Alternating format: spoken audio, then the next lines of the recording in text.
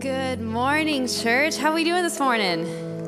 Yeah, happy to be here. It's a good day to be at church, wherever you may be, whether you're at Mesa, Queen Creek, Tempe, Glendale, here at Gilbert, or if you're watching online.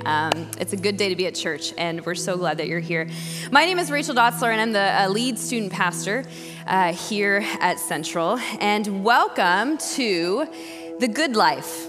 And man, has it been good. These last few weeks, I was away at our high school and junior high camps. And we go to California. And let me tell you, it is literally my favorite time of year because I get to see firsthand students choose Jesus.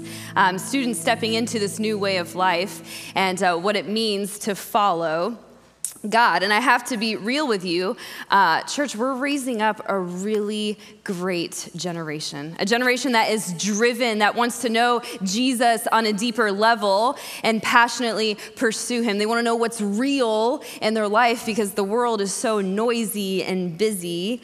And man, it's really cool to see. But with camps, there's always conflict. Always conflict at camps. And there are many nights at camp, more so at high school camp, that we're just up late. And I'm talking like 2 a.m. late. And we wake up at like 6, 7 o'clock in the morning. So that's our week at camp. But it's still so fun. But we bring scooters to camp, our CSM staff. We bring scooters to camp. 20% of it is for pure fun, okay? I'll be honest. And then the 80% is because we really need them, right? We're at Biola University, so it's a massive campus, and there's times that I'm having to get from one side of the campus to another, so I just scoot my way there. I'm chasing down kids for they have to take medications because they forgot, or they overslept, and or they're out after curfew, which is so fun. But let me tell you, this year, specifically this year, 90% of the kids that we were getting in conflict with, whether it was like behavior or again, out after curfew, they were not our students. Wasn't that so great? Now, I said 90%, right? There's still another 10% and 100. But for the most part, they were just so good. They were really great kids. And I know that there's now students in our rooms, in our spaces all over campus that are fist bumping each other, being like, oh, they didn't catch us this year. But I will find you next year. Don't you worry. But I was just so relieved that it wasn't our kids. I would hold my breath every time we would approach them, and I'm like, oh, yes, not our kid. I have to call their youth pastor now at 1 o'clock in the morning, be like, hey, got your kids, which is a really fun phone call. But again, man, we just have some good kids in our ministry, in our kids' ministry. And a lot of you are a part of their lives. Whether Pastor Sean shared last week about the financial commitment that was given to get our kids to camps, whether you've given financially towards that, I want to say thank you. Whether you went to camp as a volunteer, I want to say thank you.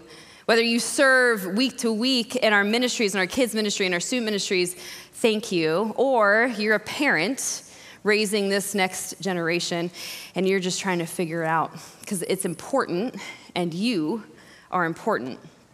Because the world that we're leaving them is divided. It lacks peace. And if we're being honest, it's not really the world that Jesus hoped it would be, especially the last few weeks, especially the last few months, especially the last few years. But it fuels my fire. It breaks my heart, but it also fuels my fire because it makes me want to be better for their future's sake. So what better of a weekend to talk about this next beatitude that we have arrived to? Blessed are the peacemakers. We've been talking about this idea of the good life as Pastor Sean, our associate lead pastor, has been taking us through the Beatitudes, which I've loved, and I hope you have enjoyed as well. So we're going to be once again in Matthew chapter 5, where we've been this whole series, so you can find your way there. So earlier in the summer, we took a vacation, me, my husband, and my little girl, Elliot. She's 4.5 years old. We went to Boston. Now, Boston is just such a fun city, especially in the summertime. My sister lives out there, so we thought, you know what? It's time to take a trip. We'll go out and visit her. And we had so much fun. So the thing about Boston, it's a very kid-friendly city, right? Like every corner within the city, there's like a park. There's like a city park. And they're nice. They're like nice parks. They have splash pads. dads. And so Elliot, my daughter, she was like at one point in the trip, she was like, Mommy, this city was made for me. And I was like, yeah, girl, the world revolves around you. It was made for you. Parents, you get this. If you have toddlers, the world is theirs. But it was a blast. So we're hanging out on this playground and having some clam chowder, fish and chips, so delicious in Boston. And my daughter comes running over to our table. And she's like, Mommy, she's sniffing her arm. And she has this disgusted look on her face. And she's like, Mommy, that boy over there sprayed something on me. And I was like, what? Say what? And she's like, smell. I smelled her arm. Okay, I'm gonna say this from stage. Guys, it smelled like butt. It was disgusting, all right? It smelled like farts, like every type of odor in that realm, it was that. And she was horrified, right? She's a girly girl, so she's like, she loves to smell good and look nice. And she starts to get like really sad. Her eyes are like welling up. She's like, will it come out? You know, that like quivering like bottom lip. Will it come out? I'm like, yeah, girl, we're gonna get this out. So I get hand sanitizer and trying to clean it off because it just smells horrible. And so then I was like, all right, Elliot, show me which kid sprayed that on you. And so she points over to the playground, and instantly I knew who it was. I just know. And there's this like this is like a smaller kid playground, so there's like little kids. And there's this like 10-year-old kid like walking around, like messing with his pocket and like just looking. And then I see another little kid run off the playground, and he's sniffing his shirt, like going to his like disgusted look on his face and like going over to his family. And I was like, oh, I know this kid. I know this type of kid. And so I wanted answers. And so I was like, Ryan, stay with Ellie. I'm just going to go visit with this kid. And it was with his parents were sitting near, so I didn't overstep. I know my boundaries. And so I approached this kid, and I was like, hey, buddy, I just want to know, like, my daughter said you sprayed something on her. Can I just know what it is? Because I want to know if she's going to, like, break out in a rash. I want to know how to clean it because it just smells disgusting. I was like, did you spray it? Can I just know what it is? And he's like, not making eye contact and like shuffling further and further away. And then his parents perk up because they see me talking to him and they heard it. And so dad is like, dude, did you like spray something on that little girl? And he's like not responding. And then mom is like, maybe it was just sunscreen. I was like, yeah, okay. I get it. But I didn't get it resolved, which is fine. I was just like, okay, you said you didn't do it. I'll walk away from it. But in this moment, I was not about loving this kid at all. But at the same time, I know he's just a 10-year-old kid that was bored on this little kid playground, and he had probably a prank spray in his pocket. I know these kids. I get it. They've been in our ministry. The last 14 years I've been in Central Student Ministries. They've been in our ministry. So I get it. I understand this kid. But it happened to my little girl, and I wanted answers. You see, this is the difference, isn't it? Loving others, making peace with others is a great idea until it gets personal.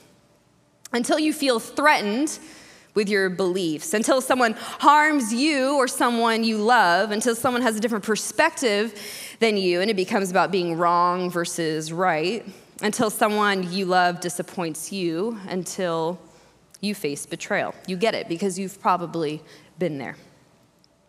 Parents, how often do we say prayers over our kids that they'll love others, that they will be kind to others, that they'll stand up for themselves when they need to?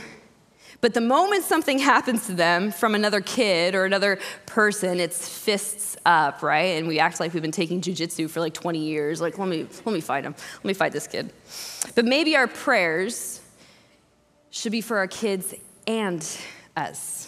And we should let our kids hear that we need to be better at it too.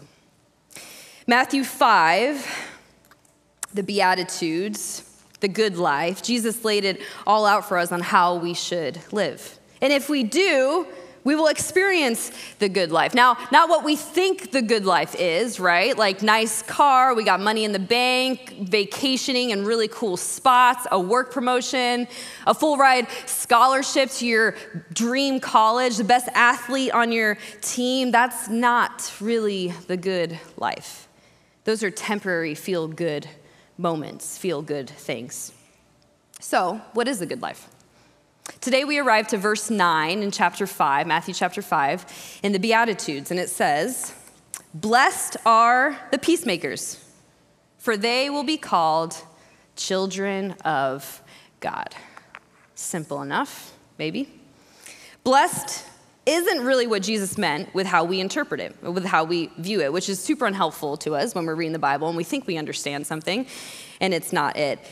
It's this translation from Greek to Aramaic to English that means the good life. So blessed are the peacemakers. Instead, we can say, how good is life for the peacemakers? And then the blessing is in that second part of the verse, for they shall be called children of God. Those who show peace like Jesus show themselves as members of God's family. They reflect the character traits of the Father. Peace, and not just peace. You see, Jesus doesn't stop just at peace. He says what? He says peacemaker, not peacekeeper, because we know that's very different. Peace is demonstrated by generous and self-sacrificial love. Peace is for our enemies. But Rachel, I don't have any enemies. I love everyone. You're telling me that there's no one in your life right now that is hard to love. And here we have arrived.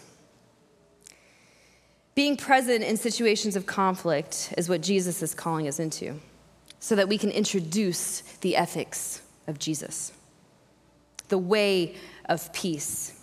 You see, church, peace has to be made.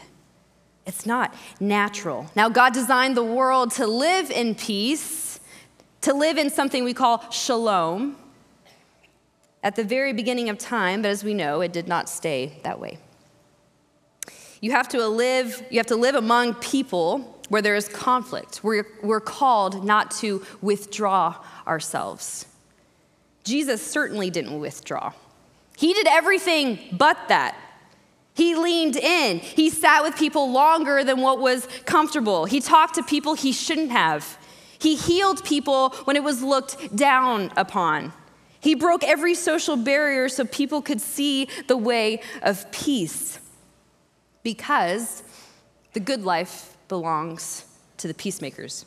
We're part of the kingdom here and now. We will be called children of God. We will know who the Father is when we learn how to be peacemakers.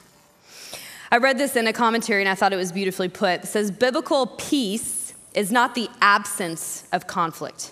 It's the presence of harmony. Now, does this mean we have to love conflict all the time, like run to it, like wake up some days and just be like, man, I can't wait to get into it with someone today? Because I don't think that's biblical either. But I do know there are people like that. Jesus is simply saying, look, the kingdom of God won't be known or experienced for those that don't know the way of peace. And for us to know the way of peace, we have to engage it. We have to engage in it. We have to make it. We have to find ways to lean into it and understand that it's not about right versus wrong or us versus them or worldly righteousness. It's about seeing and treating and loving and offering grace and to all, because we are all children of God and we bleed the same blood. Now, I want to take a look at 4 groups of people that Jesus was actually talking to when he gave the Sermon on the Mount. And it's really important because it gives us more perspective that these people weren't like, oh, yeah, we get it, Jesus. Well, go be peacemakers. Like, that was not this situation at all. And I think we can find that we relate to the people that he was talking to a lot more than we like to think. The 4 groups of people were the Sadducees, the Pharisees, the Essenes, also known as the Qumran community, and the Zealots. Now, this is important, again, because Jesus' way of peace was not the way of pretty much everyone he was talking to. And for the record, Jesus isn't suggesting that we maybe should be peacemakers. He's telling us to. He's telling us to be peacemakers, to enter into conflict and being creative in opening a path full of justice and hope for those to move forward in life. You see, peacemaking, you have to be creative. But it's dangerous and it's scary and it's really, really hard, and people will not like you. Persecution doesn't come from the people you are making peace with. Persecution comes from the people that think you're not doing peacemaking the right way. But be encouraged, because these are the people Jesus faced when talking about peace. So let's get into it. The Sadducees. These guys are the elite. They are wealthy, they own land, they're willing to go along with Rome as their oppressor because they don't want to lose their power and position. So Jesus was a threat to them on so many levels. Now let's bring it back to our personal lives, and I'll be honest, through all these groups of people, there have been times in my life where I have not wanted to rock the boat. I don't want to upset someone. I know something is happening and it's wrong, but I don't want to be seen differently in someone else's eyes. And we go along with it. Students, this is a struggle at school. When, man, if I stand up and do the right thing, they're going to judge me. Something's going to happen. I think we can relate to the Sadducees on this level. The Pharisees, they were committed to the Torah. We will do as God has directed us. They had mad respect for all the books of the Bible, not just the Torah, but they were influential people. Think local pastors. We love our traditions. We need to stick to them. But as we know, the Pharisees were very hypocritical. Again, they had a hard time with Jesus' way of peace, and I think we can all admit that at some point in our life, we have been hypocritical. We've pointed out the wrongdoings or the sin of someone else, and we haven't addressed our own stuff that's going on in our hearts. The Essenes, the Qumran community, this is a large community that lived by the Dead Sea. These guys were legalistic. They wanted to cleanse the impurities away. They wanted to run away from conflict. They were dedicated to the law to a fault. They separated themselves from society in the desert, and they thought that was peace. If I withdraw, if I get away from it. They didn't have friendships or relationships with opposing people because there were none. It was just them. This way was definitely not the good life Jesus was talking about. I found myself years ago saying, which we said earlier, I just don't have any enemies. Like, I love the people in my life, and I'm at peace with everyone. Until I got to a point in my life where I realized, oh, my community is people that look like me, talk like me, act like me, believe what I believe. And that's not bad. But we have to remind ourselves that Jesus hung out with people that did not act like him. They did not think like him. They didn't look like him. And they certainly didn't believe what he believed. But this is how we learn about being peacemakers. Then we have the last group, the zealots. These dudes were hotheads. They were radical, probably some like military involvement, probably had some political involvement, very idealistic way of life. They were freedom fighters, and they had problems with everyone, which is the opposite of the Essenes community, but they just woke up every day and chose violence. I'm gonna be honest, there's some days I wake up and I choose violence. Some mornings I get out of bed, put my feet on the ground. This happens more times than not. Put my feet on the ground, and I step into the most disgusting hairball that my cat puked up during the night. And I have officially chosen violence for that whole day. And also I'm reminded that I have a cat, and cats suck. Yes, we have one, and we love her, but dogs are still better than cats. So, where the heck does Jesus fit into all of this? He was speaking to this crowd, church. This crowd is us. We are this crowd. We fit into all these categories. If not now, we did, or we will at some point. The good life belongs to people who don't withdraw. The good life belongs to people who don't choose violence, because that is what Jesus is for, non-violence. Jesus is the way of grace and mercy and justice and truth, and he's telling us to do this. Henry Nouwen said this: did I offer peace today? Did I bring a smile to someone's face? Did I say words of healing? Did I let go of my anger and my resentment? Did I forgive? Did I love? These are the real questions. I must trust that the little bit of love that I sow now will bear many fruits here in this world and the life to come. What would it look like to reflect on those questions every night before we go to bed? We won't get it right every day. But man, the good life awaits for those that try, for those that practice peacemaking. Because more than ever, we need peacemakers in this world. And if you are a follower of Jesus, guess what? You've already signed up for it. Because he tells us, this is what it looks like to follow me.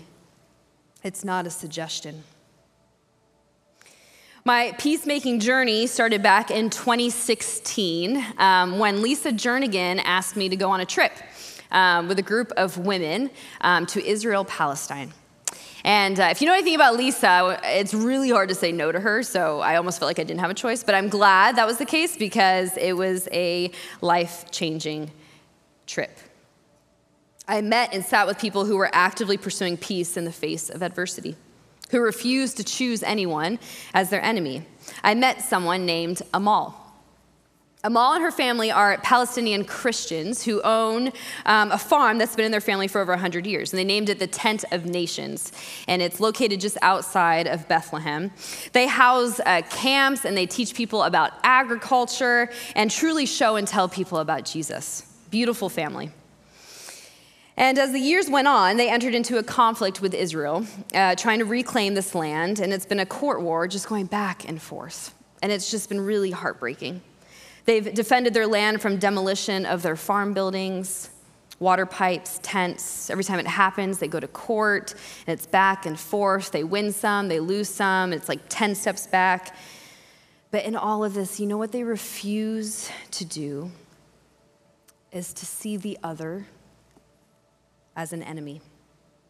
They have many friends in their community who are Israeli Jews and Palestinian Muslims, and they're working together as friends in peace and in unity to try and save their land. So what do our hearts and minds do when we hear these types of things? Do the fists come up? Do we automatically try to decipher which side we're going to take? Is there a good side? Is there a bad side? And this is where we need to truly seek the wisdom of God and ask God, how should I be responding to this? What is the way of peace? How can I be a peacemaker when I step into these stories of conflict? I was in one of these pools. My heart, this whole trip 8 years ago, I went back and forth. One day I heard a story and I was like, oh, no, I'm pro this. And then the next day I'd say, no, that's a terrible story. How could that have happened to them? I'm pro them. And I'd go back and forth, and it tore my heart apart. And I was in this, I just felt ick. And then I realized it's not about taking sides. It never was. It never will be. It was about truth. It was about empathy. It was about peace. And it was about sitting with hurting people on both sides to truly understand the heart of Jesus for these people. Which brings me back to Amal.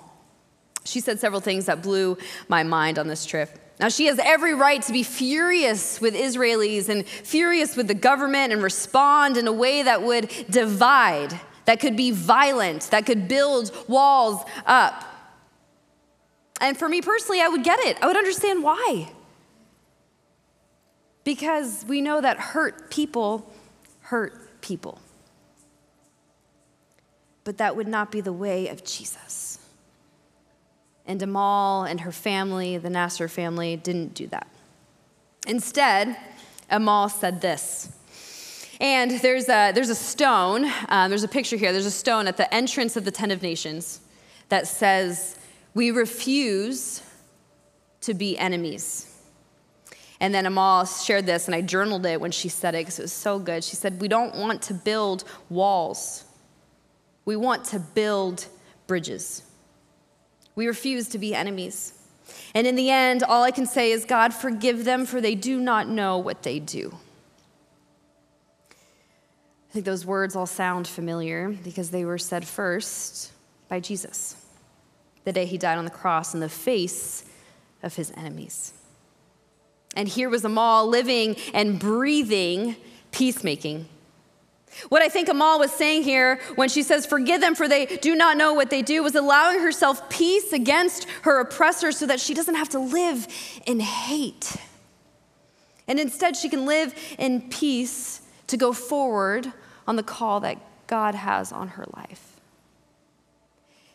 Making peace can look different for each of us, but if we can allow hate to leave so that we can truly live in love in a way that we can receive others without fear, because that's the thing, right? When we meet other people, when we invite people in, there's a fear.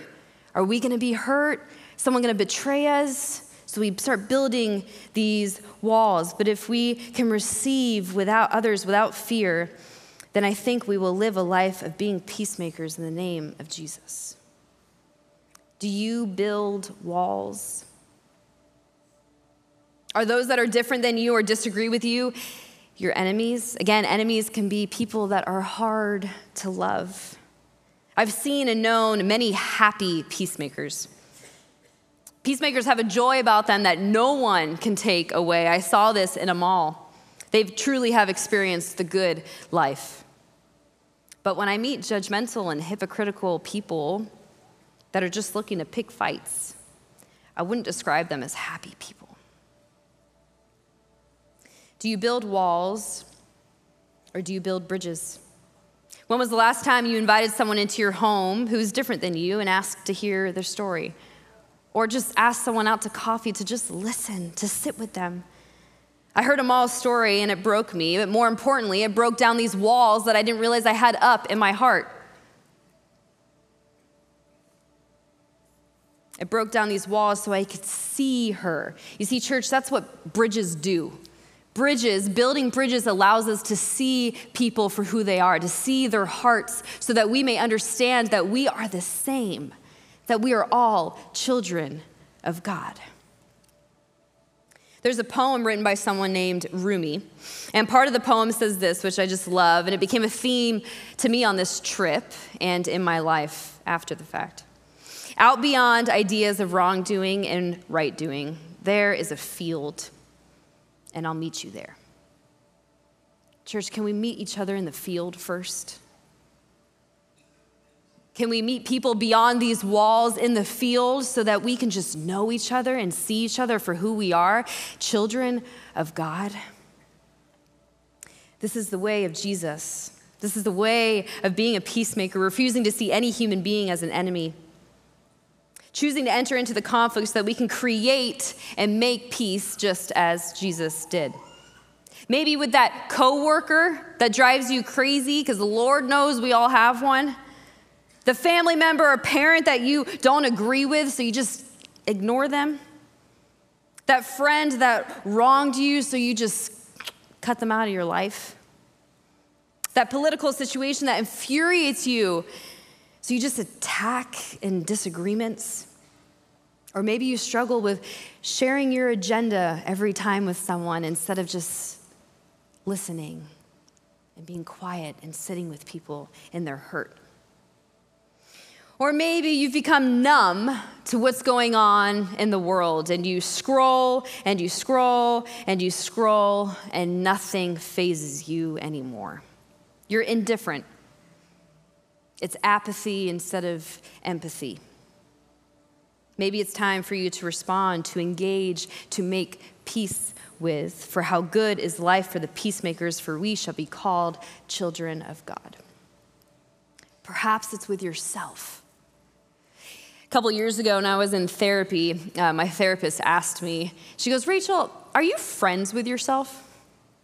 And I said, weird question. Yes, I think so. And she goes, okay, let me say this. The things that you tell yourself, the conversations you have with yourself in your mind, would you say those same things to a friend? And I said, oh, no.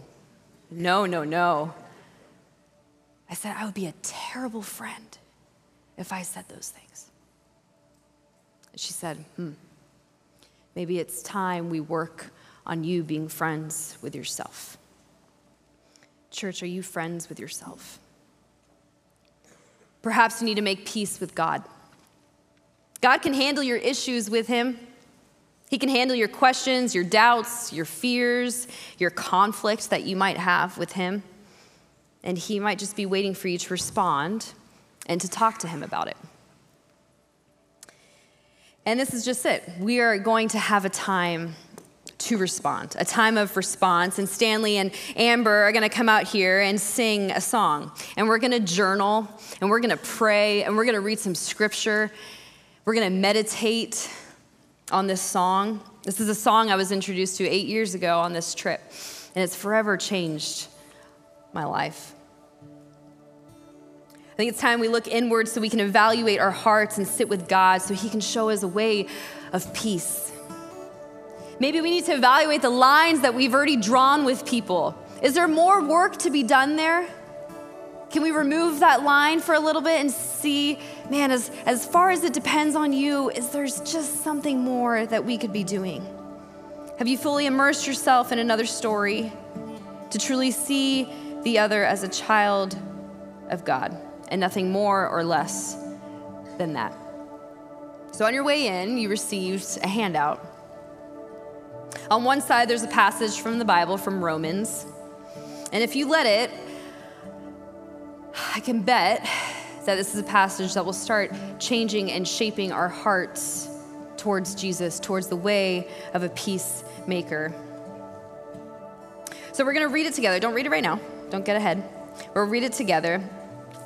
And while you look at these words on the card, when you've spent time in prayer or reflection or just meditating and listening to the words of this song, whatever you need this time to be, you can flip it over and just respond. Write down some words. Is there a verse within that stuck out to you? Where is the lack of peace happening in your life? Who do you need to make amends with?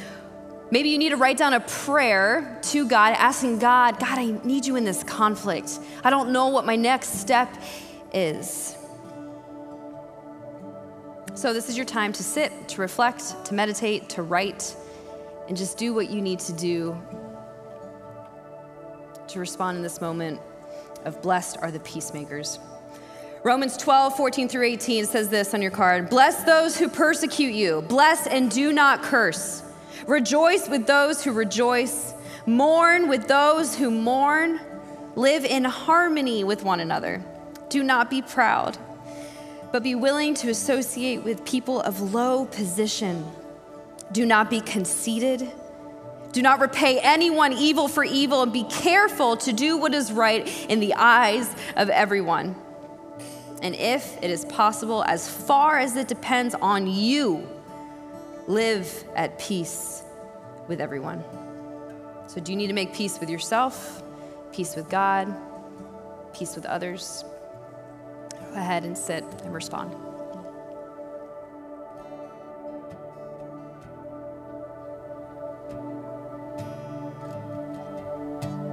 When I look into the face of my enemy, I see my brother. I see my brother. When I look into the face of my enemy, I see my brother. I see my brother.